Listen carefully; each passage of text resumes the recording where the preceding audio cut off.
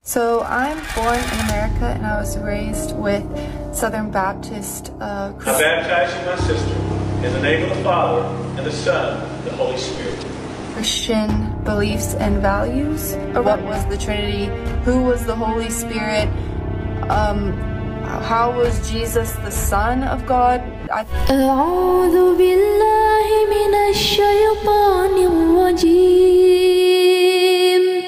بسم الله الرحمن الرحيم اقرأ باسم ربك الذي خلق الإنسان من علق اقرأ وربك الأكرم الذي علم بالقلم علم الإنسان ما لم يعلم. Ini adalah Alisa, seorang wanita Amerika yang kini menjalani hidupnya sebagai seorang muslim yang taat di Jerman. Di akun media sosialnya, dia berbagi pengalaman hidupnya. Tapi Alisa tidak selalu seperti ini. So I've been Muslim for 2 years and this is how I went from this. I baptize you, my sister, in the name of the Father, and the Son, and the Holy Spirit. Here's your baptism. Praise to all. Do this.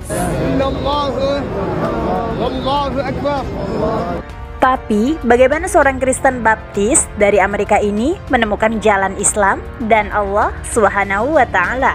So I'm born in America and I was raised with Southern Baptist Christian beliefs and values. Around 14, 15 was when I started to think a bit more critically about the belief system, the culture surrounding the church, and how I felt about everything. Ia juga mengungkapkan bahwa dirinya mulai kehilangan minat terhadap agama Kristen ketika ia mulai berpikir kritis terhadap ajaran dalam agama tersebut dan bagaimana ajaran itu tidak masuk akal baginya. What was the Trinity? Who was the Holy Spirit? How was Jesus the Son of God? I thought it meant sometimes they just referred to it as like, oh, we're all children of God and Jesus was just a son of God. But then I came to realize like, no, they actually believe he was God's son. And that was something I wasn't very sure about. I believe that Jesus was a real person and he was an important person, but I never really quite understood how he could be God, but then a human at the same time, but then God's son at the same time, but then like these things didn't make sense to me. Alisa bahkan menceritakan bagaimana dirinya merasa terisolasi selama menjadi seorang Kristen hanya karena dia belum dibaptis. I remember this time when they're passing around cups of grape juice and crackers that I wasn't allowed to have one because I wasn't baptized. My brother had just gotten baptized and so he was allowed to have the juice and the crackers, but I wasn't allowed to have it because I technically wasn't a Christian and I wasn't saved. And yeah, so I just had to sit there while everybody else was eating their little crackers and drinking their little cup of juice. And I was wondering why, because I had been at all the events that these people had been.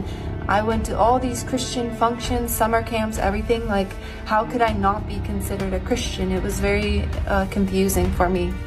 Dia juga mengklarifikasi bahwa meskipun dia tidak menghadapi trauma agama yang signifikan, dia perlahan-lahan merasa dirinya menjauh dari agama Kristen.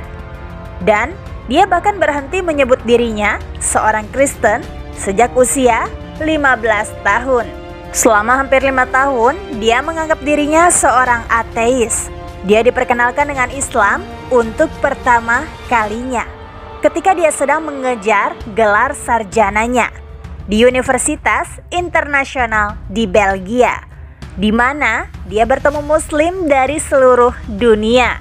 Meskipun dia tidak terlalu tertarik dengan Islam, di awal Ramadan berikutnya menjadi momen penting yang akan mengubah hidupnya.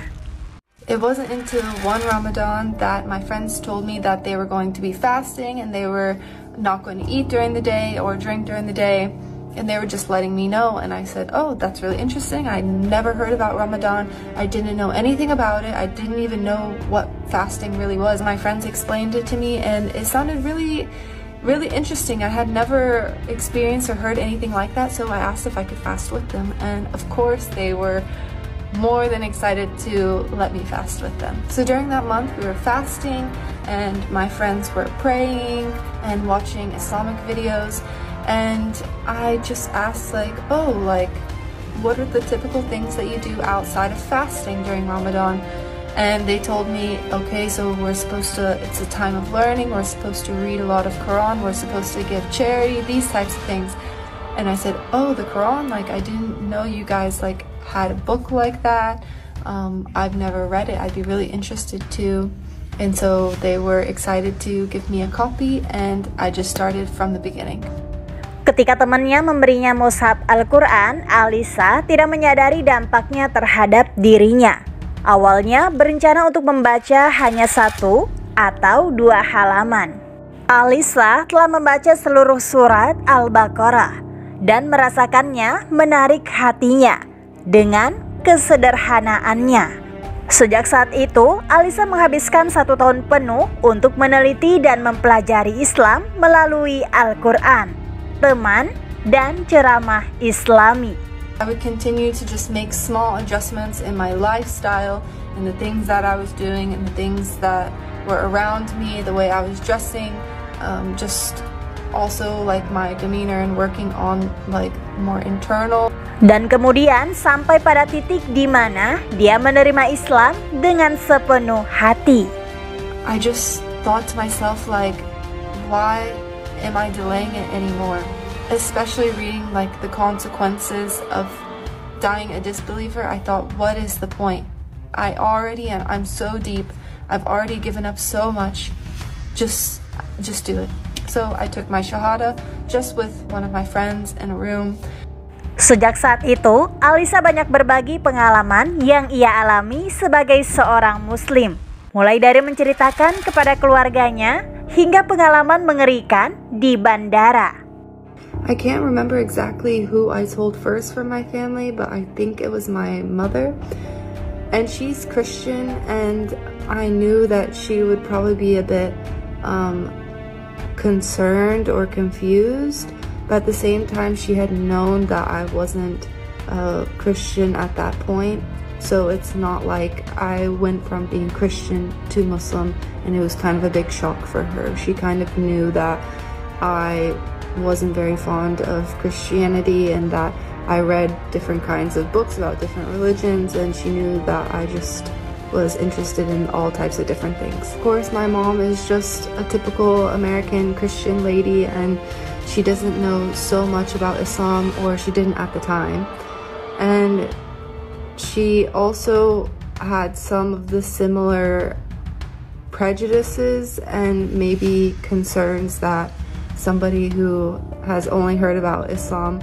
Her immediate concerns were just for my overall well-being and happiness, and making sure this was a decision that I really wanted to do or wanted to take, and that my rights as a woman were still protected, and I reassured her that they were. And after that, I think she accepted it pretty quickly, and she mentioned that I was going to be living a healthier lifestyle, and that was something that she was happy. My brother, on the other hand, he's older than me, but he doesn't subscribe to any kind of religion or religious beliefs, and he basically just told me that whatever I wanted to do, as long as it made me happy, he was happy, and that was kind of it with him. Tanggapan keluarganya secara umum positif, meskipun pada awalnya agak ragu-ragu. Alisa diyakinkan bahwa keluarganya mendukung keputusannya dan tetap peduli padanya. Keluarganya terbuka terhadap gagasan, membiarkan Alisa pindah agama dan menemukan kedamaiannya. Namun, itu tidak berarti Alisa tidak mendapat komentar yang kejam dan menyakitkan. Banyak kenalannya yang mengkritik keputusannya, yang menurutnya menyakitkan pada awalnya. Tetapi, dia kini tidak lagi memperdulikannya. The nice side of things was that it wasn't my family that I had an issue with, but it was also my family's friends that would make comments to them about my decision. And they would bring those comments to me, which a lot of times would be a bit hurtful comments or just really ignorant comments that just, it was kind of useless for them to say. And so this is something that kind of annoys me, which at this point, it doesn't bother me so much anymore.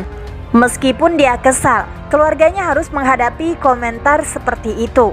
Dia mengatakan bahwa ini adalah kenyataan hidup. Video penting lainnya yang diposting Alisa adalah kisah di bandara yang terjadi padanya setelah dia mulai mempraktikkan Islam dan mengenakan jilbab. I put on the hijab last Ramadan, and during that time last year, I took a trip to see my good friend in Egypt for a week. I really wanted to challenge myself to wear this scarf all the way through airport security because I feel like that was like an experience I had heard a lot about, that if you're Muslim, you're going to experience a lot more difficulties at airport security, especially if you're visibly Muslim. So this was something I really wanted to put to the test and I wanted to try. Up until I went to walk through the metal detectors and the lady on the other side was doing this to me. She was like signaling for me to like take off my scarf, and I just looked at her and I was like, no, like I don't have to and I'm not gonna take it off. So then she comes up to me, she's like, why aren't you gonna take it off? And I said, because I'm Muslim. I'm not gonna take this off and I don't have to. Ternyata wanita itu sendiri adalah seorang Muslim. Pasalnya, Alisa selama ini mengenakan hijab yang longgar karena dia masih dalam tahap awal mengenakan hijab. Dia merasa wanita itu merendahkan dengan mengatakan kepadanya bahwa apa yang dia kenakan bukanlah jilbab. Dia juga menyebutkan petugas bandara juga membiarkan wanita Muslim lain lewat tanpa memintanya melepas jilbabnya. Especially she didn't know that this is my second week ever trying to wear the hijab. For me, that was really hurtful, and it was just a feeling that I couldn't get over for the next hour or so. Sejauh ini adalah satu-satunya insiden yang terjadi padanya. Dan dia mengungkapkan bahwa dia telah menjalani proses yang lancar. Dari cerita Alisa, terlihat bahwa ketidakpedulian terhadap umat Islam masih ada di Barat akibat narasi negatif yang dihadirkan kepada mereka. Untung saja banyak orang yang menemukan jalan masuk Islam atau bahkan mendidik diri mereka sendiri tentang agama yang indah ini. Menjadi seorang mu'alaf bukanlah keputusan yang mudah. Bagi banyak orang, perjalanan ini adalah pencarian jati diri yang mendalam, penuh tantangan dan mengubah hidup. Tetapi, melalui kesulitan dan ketidakpastian, mereka menemukan kekuatan dan keberanian untuk memeluk Islam. Setiap mu'alaf memiliki kisah yang unik. Mereka datang dari berbagai latar belakang budaya dan keyakinan sebelumnya. Namun, mereka semua berbagi semangat dan keinginan yang sama untuk menemukan kedamaian dan kebenaran. Melalui penutup video ini, saya ingin mengajak Anda untuk berempati dan menghormati perjalanan hidup seorang mu'alaf. Mari kita membuka pikiran dan hati kita untuk memahami pengorbanan dan pengalaman mereka dalam menemukan iman baru bagi mereka. Terima kasih atas waktu dan perhatian Anda. Semoga video ini membantu kita semua memperluas wawasan dan saling menghormati perbedaan kita. Sampai jumpa di video berikutnya.